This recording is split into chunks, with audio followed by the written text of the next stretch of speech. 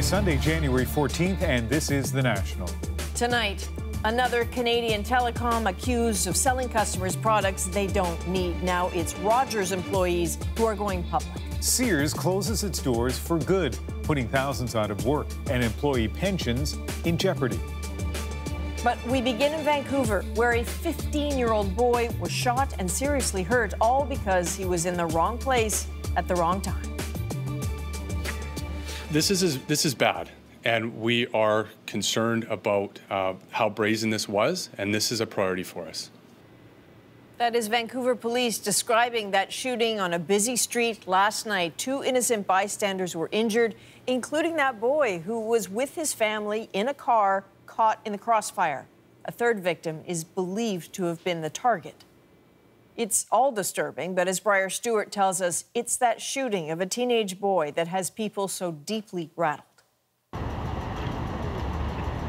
All through the day, a few blocks of one of Vancouver's busiest streets were sealed off as police searched for anything to help piece together how and why shots rang out here last night, injuring 3 people. There is an indication that there was an exchange of gunfire. However, the circumstances surrounding that will form part of the investigation. Police say a man in his 20s was the target. He was known to them, but they won't say why. He was seriously injured, and shockingly, so was a 15-year-old boy, an innocent bystander who was in the back seat of a vehicle driving by on his way home with family after having dinner. Another bystander was also hurt. Police say his injuries are minor. It sounded like they were extremely close to my balcony. When Mark Stevenson heard the gunshots last night, he first thought they were something else. I was like, who's lighting fireworks off right under my window? But it was like, loud, like a sharp report, sort of, a quick succession. He realized how serious it was when he looked out his window. The street where the shooting happened is lined with shops and a few restaurants. During the day, it's a busy area for pedestrians, and many of them looked on this afternoon, horrified by what happened. Yeah, that's really scary. I'm 16, I drive down here all the time, and I'm working right here, so it's freaky that something like that could happen right across the street, especially somebody that young. It's so bad that this is happening in this city, and for what reason? Who knows? Police are hoping more witnesses come forward. More than 30 officers are on this investigation, but so far, no arrests have been made. Briar Stewart, CBC News, Vancouver. So now we're going to go to a Go Public investigation. You have that. Well, Adrian, CBC has reported already about the high-pressure sales tactics that some Bell Canada employees say they were forced to use. Now employees at another big telecom, Rogers, are speaking out. You have all this pressure on you. All your managers are surrounding you, telling you to sell, sell, sell. We're giving internet service to customers who actually do not have a computer. We have, of course, concealed that worker's identity. Employees like him are describing the extreme pressure to upsell, saying they sometimes have to lie or trick customers to buy products and services they don't need. And those customers get hit monthly.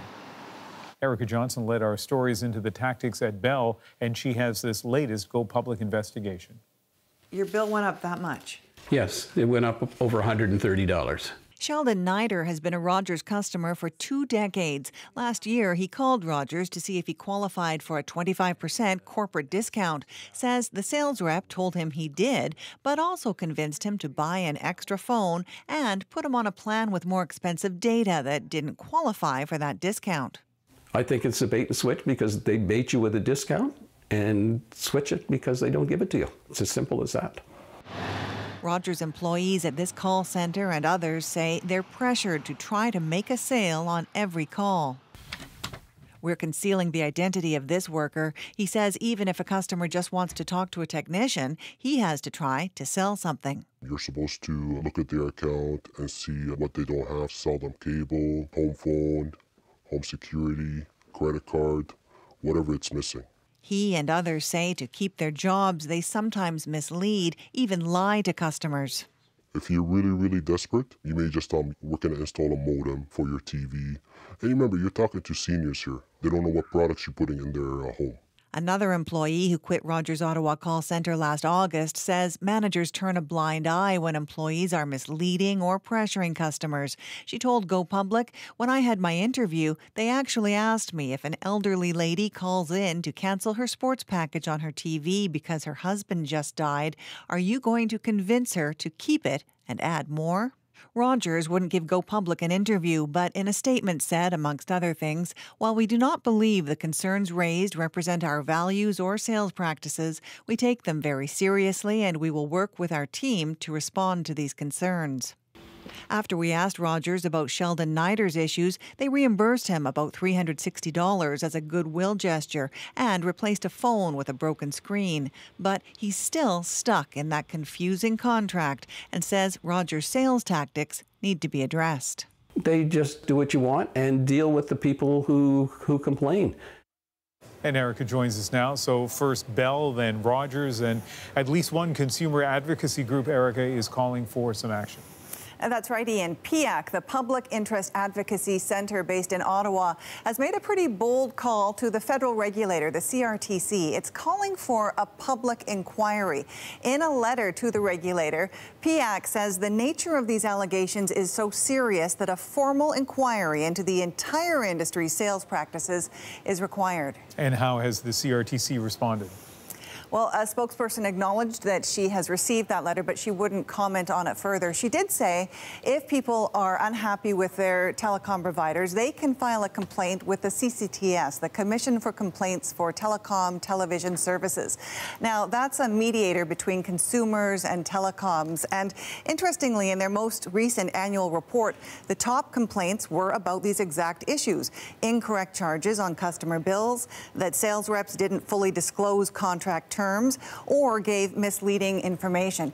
But remember, Ian, the CCTS is for people like you and me. Where do the workers at these telecoms voice their concerns? And that is why we're now hearing this call for a public inquiry to try to get to the bottom of what is behind these sometimes unethical sales pitches. And that's why they continue to contact you and hope to go public. Thanks, Erica. Thank you. And so if you do want to get in touch with Erica and the Go Public team, you can email gopublic@cbc.ca. Now, parts of Atlantic Canada are cleaning up and assessing the damage after a weekend of really nasty weather. In western Newfoundland, melting snow and heavy rain washed away roads and cut off several communities. A state of emergency in Corner Brook has now been lifted, but the damage is expected to cost the province millions of dollars. That same system also pummeled New Brunswick. Parts of the province were hit with more than 100 millimeters of rain in less than 24 hours. Catherine Harrop has the details from some of the hardest hit areas. First rain, then ice cut this small community in two. We were stranded yesterday here. We couldn't get out. And these events seem to be happening more frequently in the last few years. Yesterday, Debbie McCann took this video of one of the community's historic covered bridges, punched through with water and ice, severely damaged. New Brunswick was inundated with heavy rain and then dropping temperatures. Dams were opened and roads closed. As swollen rivers overflowed, then froze, making driving icy and dangerous, even impossible. A man and his dog were stuck in this van overnight. It had been swept off the road. Road crews heard his calls for help this morning. So they were able to walk through the icy, cold water and to rescue the man and his dog. At this farm, neighbors helped shovel out spoiled hay. Yesterday, others rescued calves and moved cows to higher ground. We needed trailers, and we had a whole army of trailers come down the road to help us out, so yeah. It's the way this water came up so fast in no amount of time, there was no way to plan for something like that. People were ordered from their homes over fears that a dam west of St. John could fail. Tonight, that danger has passed, and residents are being allowed to return home. Officials say it will take days to assess all the storm damage. Over 30 roads remain closed as waters recede, leaving their signature in ice. Catherine Harrop, CBC News, Hoyt.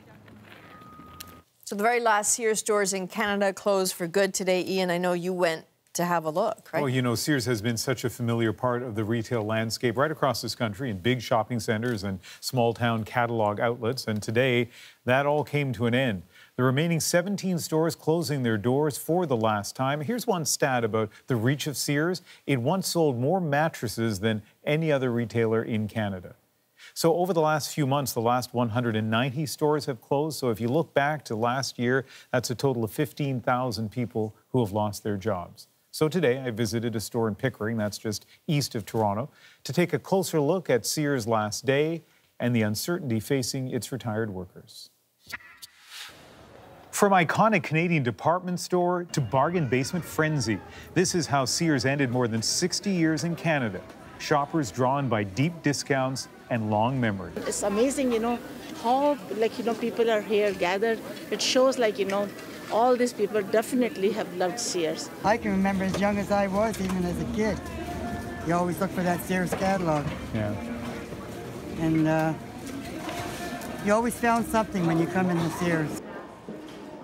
It is the wish book catalog that many of us remember best, but the stores have been coast to coast since the 50s.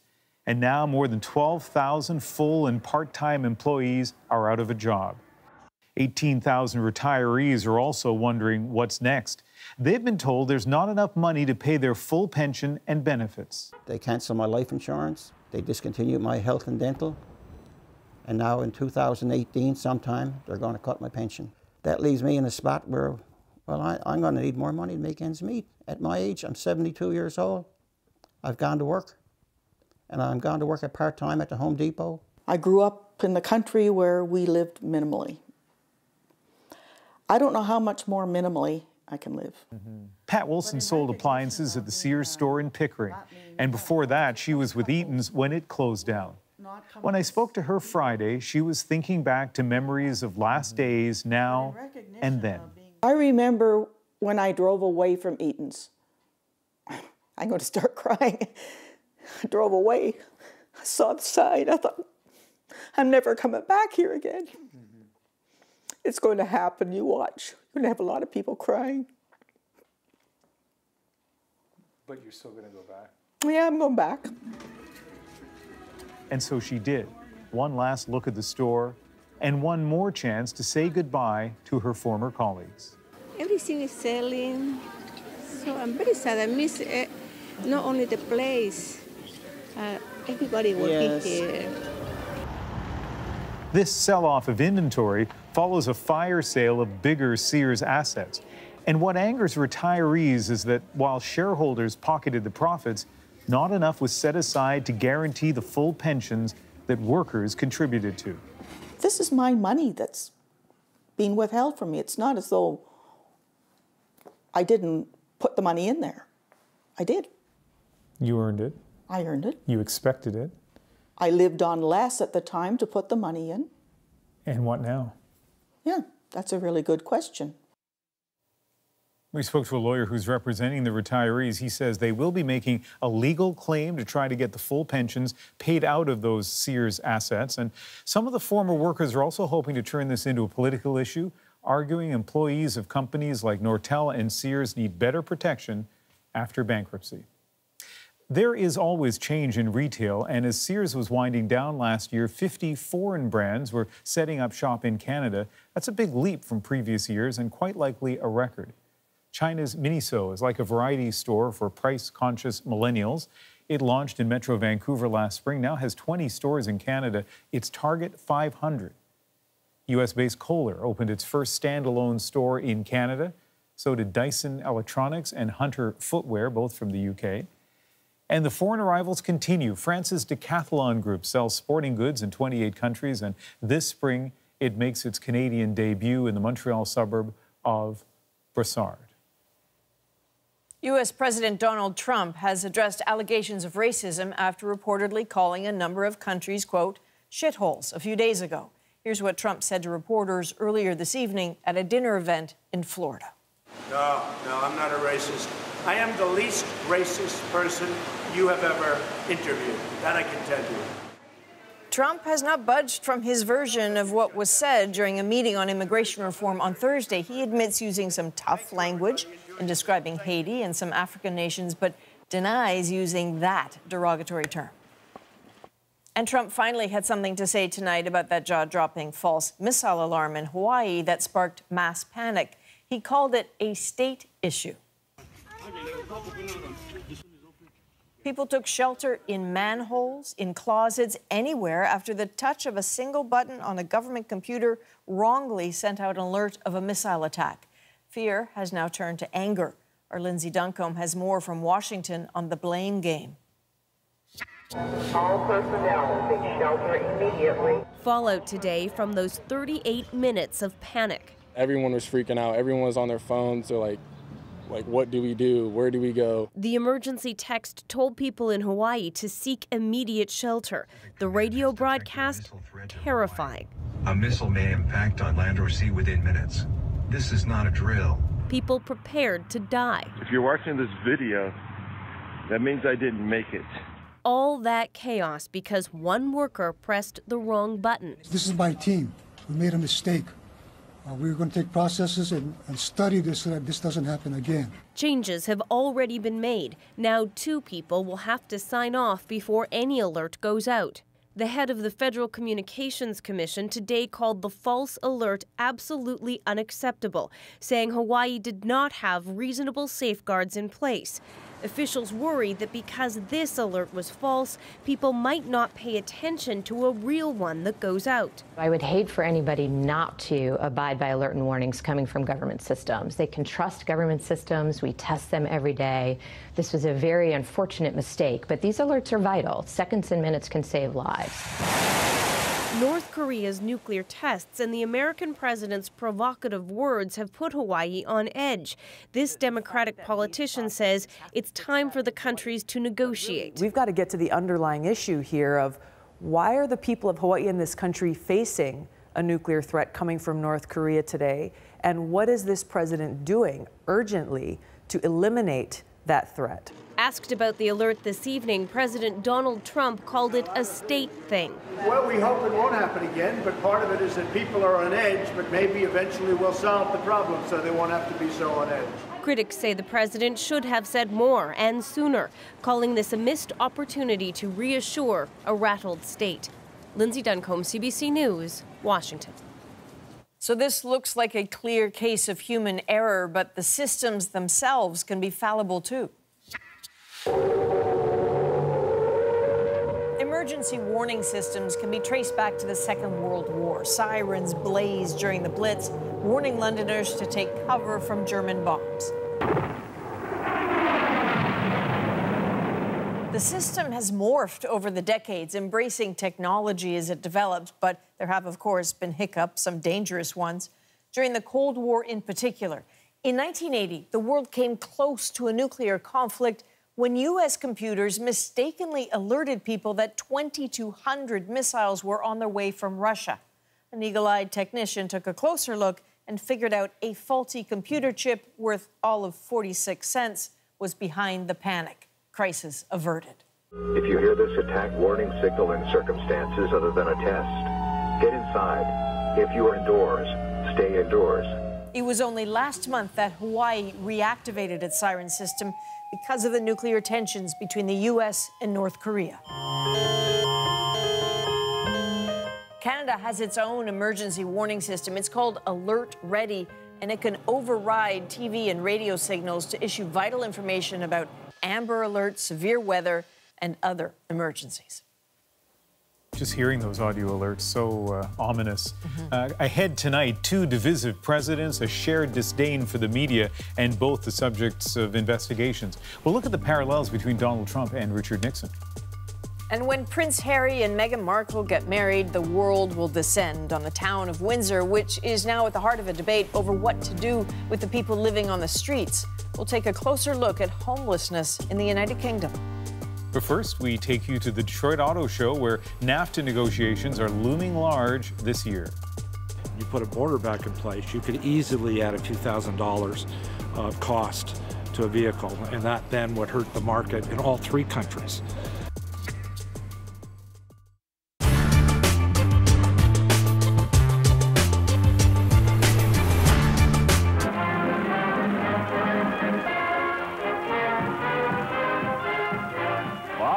of battle stands a Canadian General Hospital housing some of Canada's casualties recently arrived from France.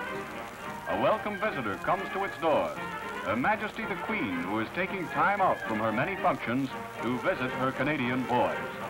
The trim gray-clad figure with a dazzling smile wears the diamond maple leaf presented to her during the royal visit to Canada. For 3 hours in every ward, she talks to the wounded fighting men of Canada. The magic of her personality banishes all thoughts of depression. After speaking to each man individually and hearing their thrilling stories, the Queen comments briefly, "The Canadians are doing a wonderful job." She leaves behind appreciation for her kindly thoughtfulness.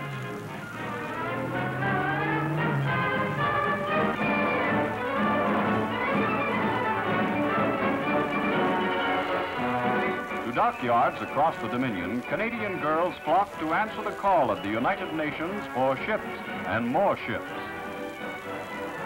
Joan Canuck has forsaken Vogue and Vanity Fair for blueprints and construction plans. The frilly dresses and fancy hairdos of pre-war days have given way to overalls and workers' caps. Brother, husband, and boyfriend on the Italian front and in Normandy need supplies, and supplies mean ships to carry them. Miss Canada is just the person to build those ships, and build them well with her own lily-white hands. After the war, a barrage of red-hot rivets may take the place of the traditional rolling pin as feminine weapon Mark I when hubby comes home late. When it comes to fixing the gas stove or the family bus, the boys will have to take a back seat. When victory is won, a great share of the credit will be due to our fair Amazons in overalls.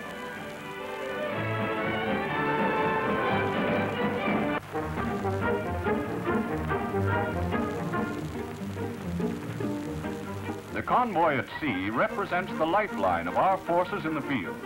To maintain one fighting man in action, it requires 19 other men behind the scenes. Most of these are found handling the gigantic project of keeping the Army supplied with weapons, ammunition, and food, and the Air Force with planes and petrol. Under the Navy's protecting guns, all manner of craft are brought into use in the never-ending battle of keeping supply dumps filled. As soon as a beachhead is established, cargo vessels which are standing by commence pouring out their quota of stores.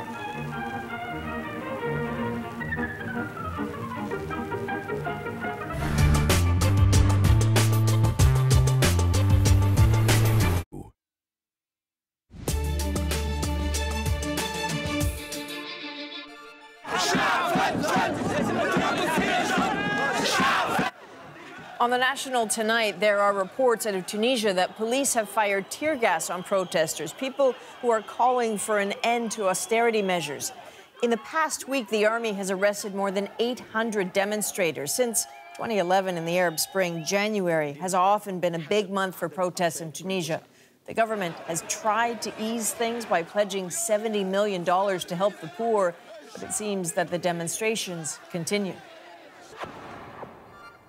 And really, some incredible footage out of Turkey tonight. A Turkish airliner stopped mere meters before plunging into the Black Sea with 168 people on board. The plane was landing when it careened off the runway down that muddy cliff.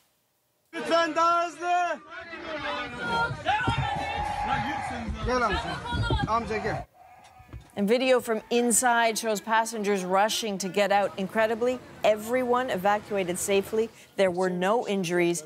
It's still not clear what caused this. Is there on the rebound to Chara. Oh, a hard shot hit Philip Deneau, and he's hurt. And the first man to skate over to him is Zdeno Chara. And Montreal Canadiens player Philip Deneau is recovering at home tonight after he took that slap shot to the head. Boston Bruins captain Zdeno Chara's shot was clocked at 120 kilometers per hour. Deneau had to be taken off the ice on a gurney and treated in hospital. He's 24 years old. He was released this morning. It has been a tough winter for drivers in much of North America so far. Perhaps it's much easier to wander around inside looking at slick new cars, at least for people in Detroit, where the North American International Auto Show is now underway. But for all the excitement over those cool concept cars and luxury vehicles most of us will never afford, there is a strong sense of uncertainty at the show this year over the future of NAFTA and where the auto industry goes if the deal is scrapped. Renee Filipponi is in Detroit tonight, where those crucial trade talks seem to be on everyone's mind. Sleek design, the latest in innovation, all to grab the attention of the auto industry gathered here in Detroit. Kicking off the show, Ford unveiled its new crossover, which will be made in Canada, a decision the company made despite the uncertain future of NAFTA. You know, NAFTA really was a super idea when it came. I think it really helped our industry, helped the world in ways that we all benefited from, but it is in due time that it needed to be modernized. But the U.S. is playing extreme hardball in NAFTA talks, proposing tough changes that have been called unworkable for the Canadian auto industry. It would require more parts be made in the U.S. Some worry it could drive future investment out of Canada. What makes good sense is for us to work together to strengthen the auto industries so that we can compete with other regions of the world. It's unclear what the alternative would be if the U.S. pulled out of NAFTA, but industry watchers warn that doing anything drastic, like adding tariffs, will only hurt the consumer. One of the reasons I don't think NAFTA is going to disappear is because the U.S. consumer gets hurt as much as the Canadian consumer and the Mexican consumer. That's why company CEOs and politicians on both sides of the border have been working to convince the U.S. administration that free trade is essential, that the industry here in Detroit and across the river in Windsor rely on the free movement of parts and cars. Canadian negotiators will hit hard with that point when NAFTA talks start again for the 6th time next week.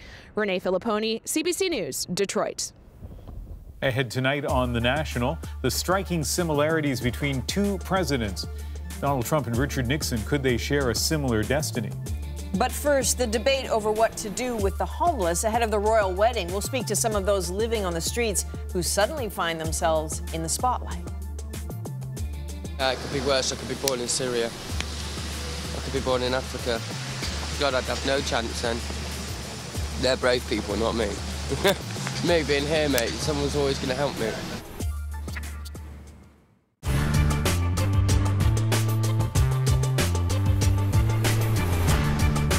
They're coming to your door. My name is Scott and I'm from PhoneSafe. I'm currently taking applications for your rate reduction on long distance. Both offer incredible. They're coming into your home with aggressive television ads. Unitel, save up to 35% off Bell Canada long distance. Call now. It's happening right across the country, and the bombardment of ads can be overwhelming. Some ideas become extinct, like high long-distance rates. They're called long-distance service companies, and in the Metro Toronto area alone, there are more than 30 of them out to get your business. It's a service that Bell Canada still offers, but no longer monopolizes. In the mid-'80s, the CRTC told Bell to share the long-distance business market. This past summer, it told Bell it also has to share the residential market. Most of the push for change came from Unitel, Bell's main competitor. Like Bell, it has its own infrastructure and phone lines and is considered a network. Unitel says the beneficiary of this kind of competition is the consumer. We're offering prices that are at a minimum 15% lower than the telephone companies, and depending on the package that you can sign up with Unitel, you can save up to 35% off the telephone company prices. There are other companies in the market smaller than Unitel known as resellers, companies like VisionTel. It has some facilities, but mostly it rents time and phone lines from the bigger companies. With lower overhead, it can offer customers cheaper rates on long-distance calls. All US calls, irrespective of time of day, we guarantee 45% off of the Bell rate. Canadian, 35%, and internationally, 20%. And there's a variety of even smaller subcontractors and agents that lease phone lines and offer discounts. It's always 30% below whatever discounted rate they already received through Bell, and 10% on international calls. We decided to compare long-distance rates just to sample the kind of savings that are available. We chose to call Regina from Toronto. The call took place at 8:30 p.m. on a weeknight and lasted 5 minutes and 34 seconds. With Bell, the call cost $2.14. With Unitel, $1.66, and with VisionTel, $1.70. In order to get those savings, it means more dialing. First, you have to dial 7 digits to get off the Bell line and onto the alternative system, 10 more digits are required to identify yourself for billing purposes. Then you dial your normal long-distance number. Bell is reacting to the onslaught of competition with full-page newspaper ads and a public campaign to keep its clients from slipping away.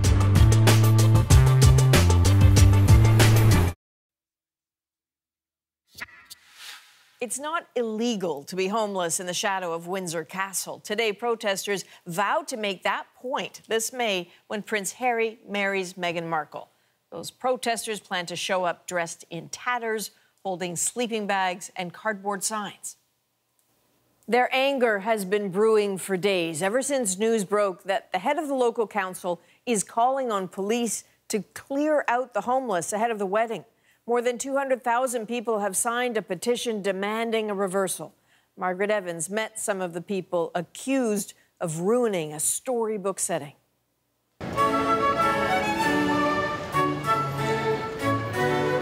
Welcome to Windsor, a fairy tale of a town where all roads lead to the castle. Home, of course, to Windsor's most famous resident, the Queen. As such, the little town on the Thames is used to hosting all sorts of royal celebrations.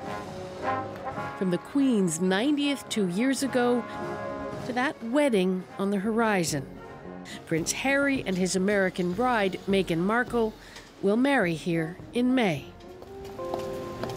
But not all roads to the castle are paved with gold, far from it. Tucked away in bus shelters and doorways, you'll find some of the town's lost souls, clinging to sleep and the dreams it affords, often kinder than reality. Faye, not her real name, has struggled to stay afloat since losing her job 4 years ago. Never expected to be in this situation, so yeah, not easy. Her partner fell ill at the same time, and to try staying with Faye's father didn't work out. You've got a pile of your possessions here. What's the most important thing for you guys that you have? Each other. Yeah, each other. Yeah. We'd lose all this. Yeah. We've lost it all a billion times. That don't matter. As long as we've got each other. Yeah. They might not have this spot for long, though. The council leader for the Royal Borough of Windsor and Maidenhead has been tweeting, outraged over what he calls an epidemic of rough sleeping and vagrancy in Windsor. He's written to the police, asking them to clear the streets before the wedding, saying beggars have become aggressive. Some residents clearly agree. Irrespective of whether there's going to be a wedding here and just normal people walking around, I think, I see them and I think, they shouldn't be here. But others are outraged. The world's going to see Windsor on the sort of world stage, you know, in May anyway, and so something should be done, but not to clear them off the street. Something should be done to help them. The price of housing in Windsor is absolutely ridiculous, and there isn't enough social housing around for people to live in. Windsor, a town of 30,000, doesn't have a homeless shelter. Murphy James manages the closest thing to it, a drop-in centre called the Windsor Homeless Project. He says there are about a dozen people sleeping on the streets and 40 to 50 who are homeless in other ways. Somebody's sat in a doorway asking people for scraps of change. There is a reason behind it, and we need to find out what that reason is. Pointing fingers and criminalising people isn't going to give us those answers.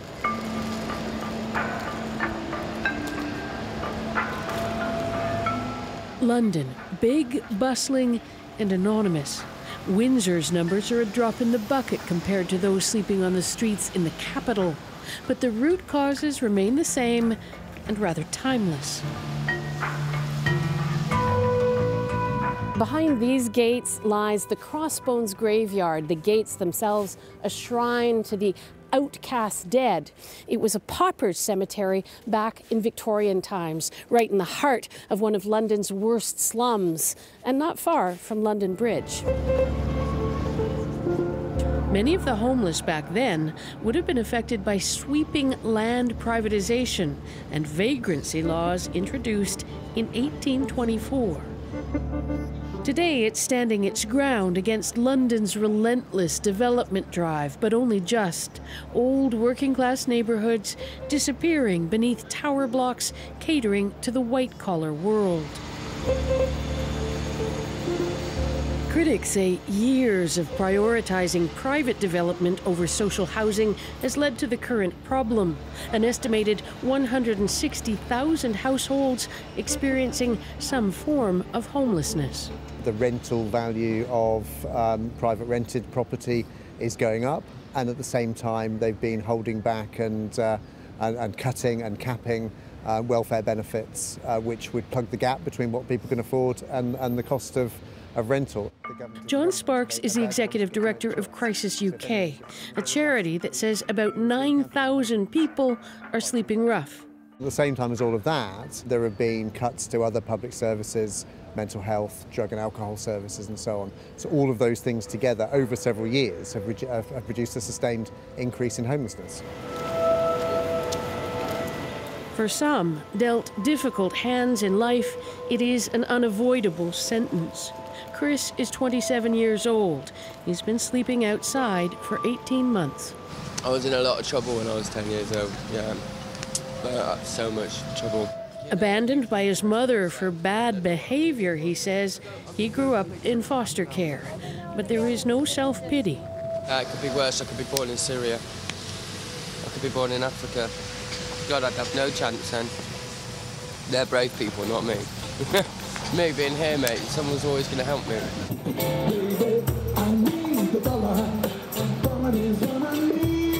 New government legislation obliging local councils to try and intervene before someone slides into homelessness will come into effect here in April. But for those who've managed to slip so far from the mainstream, finding a way back can be difficult. If you weren't an addict to begin with, you might slide into it just to keep the darkness at bay. If you want to sign on for Social Security, you need an address to do it. And there are those who, like the counsellor in Windsor, want the police to reach back to Victorian times and those vagrancy laws still on the books and making it illegal to beg.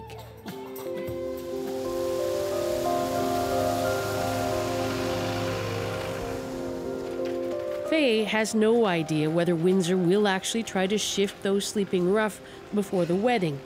She's not immune to a good love story. No, it would be nice to be here, but not under these circumstances. Yeah, because that would be lovely.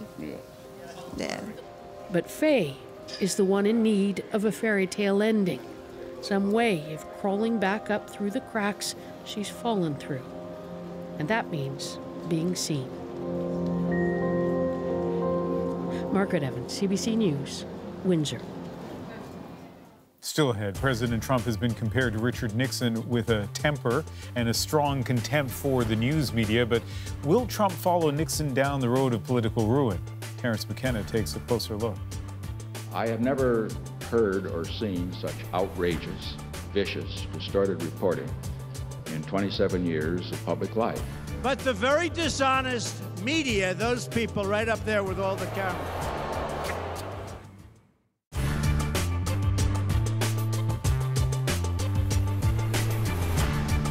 Well, we're essentially very excited to be out here in Canada. It's been a while since we've been able to come, and this album, Emotion, the album that we're performing, is been the passion project of my life. So it feels really cool to be with a band like Headley and get to finally come in and see everyone. And speaking of Headley, will you be performing any songs together? It's so far not in the plan. We have known each other for years, though, just because of different award shows and different ceremonies where you kind of meet up and become casual friends. And we've definitely followed each other's career and are great supporters of one another. So I do my set and they do their set, and we kind of just celebrate and watch each other. You've mentioned you'll be showcasing songs from your album, Emotion, but a lot of fans will want to hear what's considered really in a lot of places around the world as the summer song of 2012.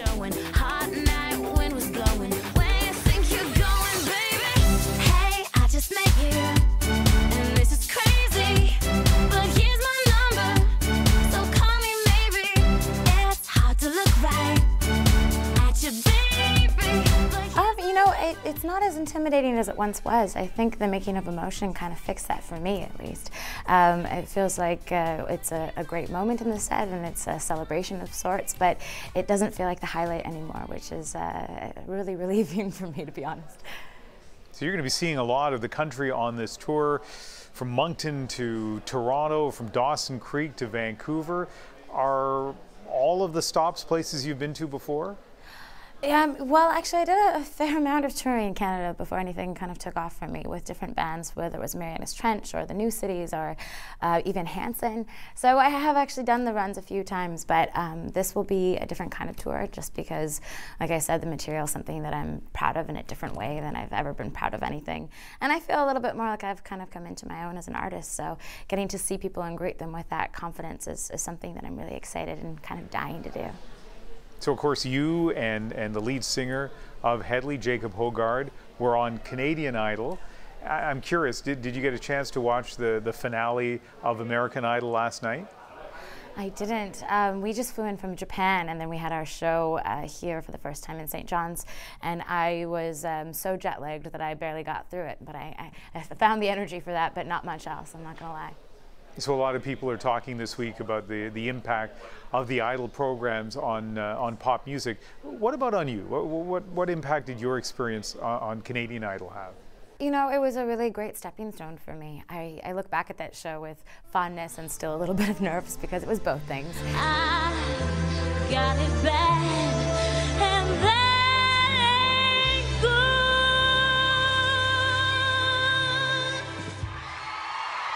It was really wonderful and really terrifying, but I'm glad I did it all in all. I think that every sort of random adventure along the way helps to build your confidence and kind of changes the way you think about the whole game. And for me, it was a blessing, and a kind of a blessing that I saw later on, that I had gotten as far as I had been.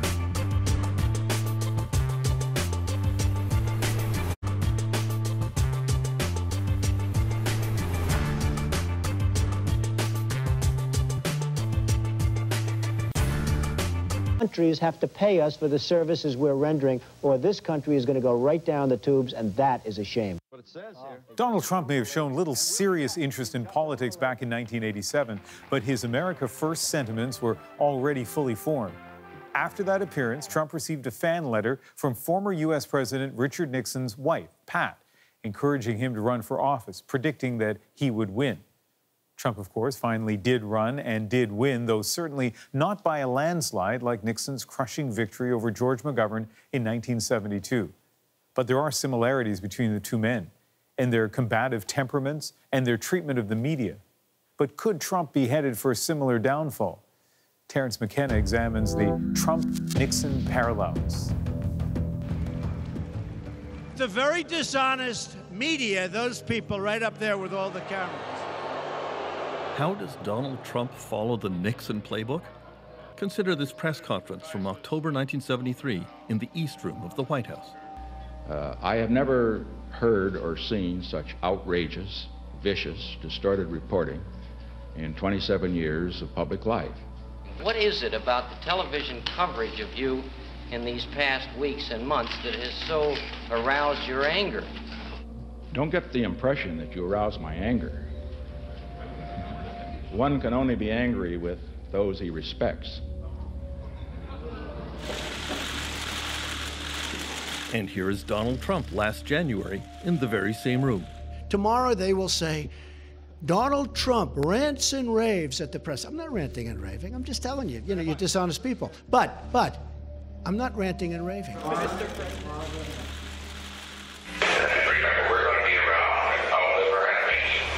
Here is President Nixon speaking to Secretary of State Henry Kissinger in 1972.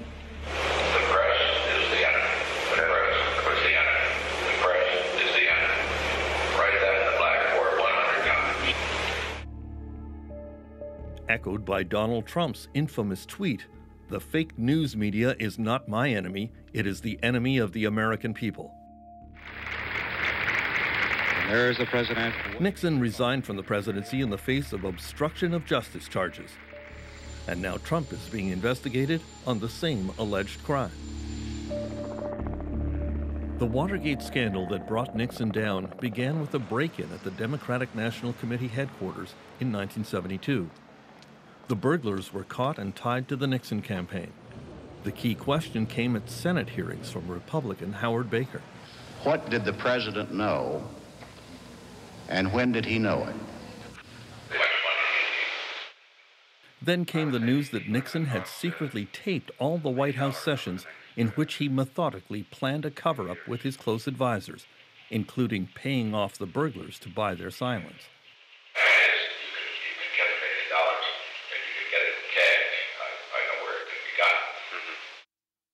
Yes, I appreciate that. In the Oscar-winning movie All the President's Men, Robert Redford and Dustin Hoffman play Washington Post reporters Bob Woodward and Carl Bernstein, who won the Pulitzer Prize for their Watergate coverage. Today, Woodward is writing a book about Donald Trump. Nixon famously said on those tapes, it's not the crime that gets you, it's the cover-up. Was he right? Nixon was wrong. It was the crime of Watergate. It was the war against the system of justice in the United States. This was the clear obstruction of justice, and we have those thousands of hours of tapes which really define Watergate and Nixon and the extent of the crimes. God damn it, I'm never going to discuss this son of a bitching Watergate thing again. Never, never, never, never. The Nixon presidency had at its center an unstable man. Historian Tim Naftali was the first independent custodian of the tapes as director of the Nixon Presidential Library. In terms of temperament, there is a volcanic center to both men. The ranting, the anger, the paranoid concerns, the hatred. With Donald Trump, we have the tweets. We have the tweets that are often just rants. This similarity leads to the next big question, I think, which is, will Donald Trump engage in Nixonian activities? In private, Nixon wanted Teamsters to go out and physically attack protesters,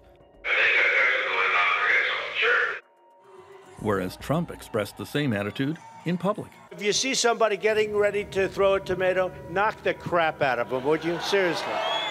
An attempt is being made. Connecticut Senator Lowell Weicker became famous as a moderate Republican on the Watergate Committee who eventually turned against Richard Nixon. That the scope of the committee's mandate goes far beyond Watergate. Today, he is waiting to see evidence before coming to any judgment about Donald Trump. I started out as a Richard Nixon lover, and it was only after I had facts in hand that I turned the other way. So I'm not willing to go ahead and impose a different set of standards on Donald Trump, and I just don't have those facts. But Weicker is ready to judge arguments that have been put forward by Mr. Trump's lawyers in the Russia collusion investigation, such as the notion that the president could not commit obstruction of justice by exercising powers granted to him under the U.S. Constitution. That echoes an old Nixon argument. Well, when the president does it, that means that it is not illegal. Nonsense. It's nonsense. I thought it was nonsense then, nonsense now. The lawyers don't speak for the Constitution of the United States or the people of this country. No man in this nation is above the law. When you look at what's gone on with the FBI and with the Justice Department, people are very, very angry. Donald Trump regularly attacks the FBI and the special counsel investigation.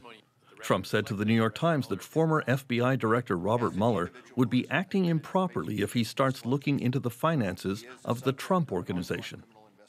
Now, of course, Trump is suggesting that Mueller would cross a red line if he starts looking at the family finances at his tax returns. Well, that's too bad for him. I mean, I think Mueller has every right to do that. I think Mueller has to go there, and it would not be like him or like federal prosecutors to kind of say, oh, we're not going to look in that corner. They look in every corner. That the work will continue. Of course, there is widespread speculation that Trump will just fire Robert Mueller. 6 FBI agents present. Echoing the famous Saturday Night Massacre when Nixon fired Watergate Special Prosecutor Archibald Cox, along with the Attorney General and his deputy. The country tonight is in the midst of what may be the most serious constitutional crisis in its history. The political impact of the Saturday Night Massacre was giant because there was a sense of, hey, Nixon's firing the person who's investigating him. That led to the impeachment inquiry. Oh, I think if Trump fired Bob Mueller, he'd be in deep you-know-what. Is that what happened with Nixon? Yeah. By the time the House of Representatives met to discuss the matter of impeachment, his goose was already cooked. All those in favor, please signify. By all accounts, there was much more bipartisanship in the Nixon era. In the end, the evidence against the president caused many congressmen in his own party to vote for his impeachment. Mr. Cohen. Could that happen today? The Republicans run the House, the Senate, and the White House. The best thing that we could have happen is in 2018 to have the Democrats take control of one House. It doesn't have to be two. One's fine.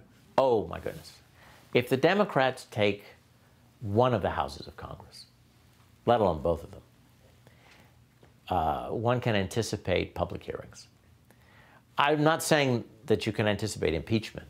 It's a tough political process that will require a lot of Republican support for it to happen. But you'll have public hearings. It's going to be on television and on the web all the time. And that would have an eroding effect on President Trump's support and his legitimacy, just as it did for Richard Nixon. What, in your view, finally kind of turned Nixon's allies against him? Great question. Nixon, from the Watergate burglary to the resignation was 2 years, 2 months, and it was continual drip, drip, drip of tapes, evidence, testimony, memoirs, people doing television interviews. It was it was a giant barrage of evidence. If Nixon had burned those White House tapes, do you think he would have survived? He definitely would have survived. You need, in an investigation like this, a path to proof. Those tapes were proof. If you don't have that path, it's hard. Even if the Democrats take control of the House of Representatives in the midterm elections this year, and if the House then votes for impeachment, it would still take a 2/3 vote in the Senate to actually remove Trump from office. With today's Republican Party, that possibility seems quite remote. There's the president waving goodbye. But considering how fast Nixon's support from his own party melted, it's not impossible. For The National, I'm Terence Mckenna in Washington. When we come back, we'll take a look at the stories The National is watching this week, including this one we'll have for you tomorrow. Senior correspondent Susan Ormiston has been delving into the world of legal weed. She visits one grow-op to see what it is that makes cannabis so valuable. Wow. Yeah, so again, welcome to the dark side. Nearly 60,000 square feet in this one greenhouse. That's some grow-op. Cole sees hot profit, not in the long green leaves we so frequently see in pictures, but here in the bud. We're either going to make oil out of this, or we're going to use the bud and use it and sell it as a smokable product. So this is the gold right here? This is the gold right here. They're called trichomes, and that's actually where the medicine is, the CBDs and the THCs.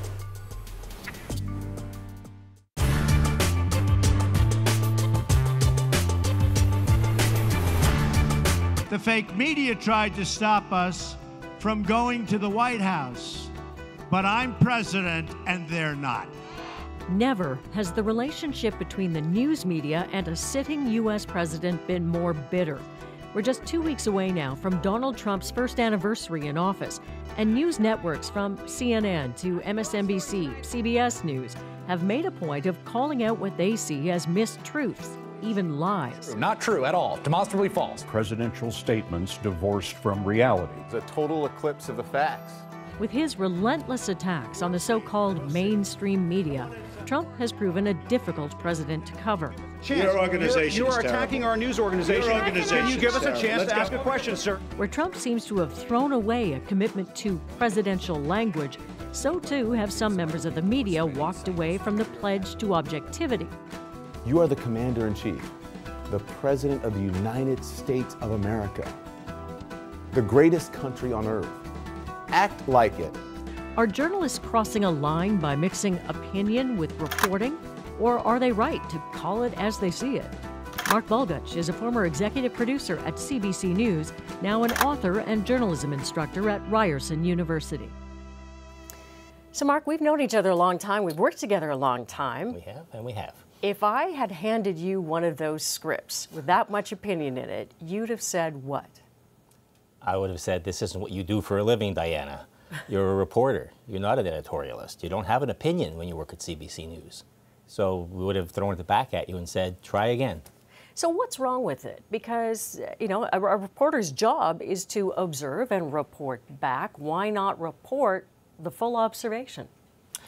Because it is opinion. And I think there's a difference between what a reporter does for a living and what somebody writing editorials or being an analyst on the air. These are two different jobs. We want our reporters, I think, to tell us what they saw. Objective truth. What we know is objective truth, no matter what this world has now come to, where some people think there's no such thing as the truth anymore. I don't think that. I think there is such a thing. So, but, you know, that very point is why I think some journalists feel they have to push back, that they've got to kind of take back some of the ground from this whole fake news narrative. What is inappropriate about doing that, about calling it as you see it? I think there's nothing wrong with a reporter saying that the President of the United States, or even in this country, you know, the Prime Minister, said something that's not true, as long as it's demonstrably not true, and we can show that it's not true. But you can't have an opinion about something that isn't based on fact. So, you know, if in this country you thought Senate reform, for example, you know, I don't care what you think about Senate reform. I want you as a reporter to tell me and our audience what steps are being taken towards Senate reform or not being taken towards Senate reform. But your opinion on whether there should be a Senate reform, or whether we're going fast enough, or we're going too fast, we're going too slow, I don't care. I don't think our viewers care what you think. And is that the only danger, that there's, you know, maybe even a perceived conflict of thinking? I think the issue is in the mind of the viewer. This week on the Mercer Report, building character at Montreal's Cirque du Soleil. An all-new Rick Mercer Report, Tuesday at 8 on CBC. I'm flying!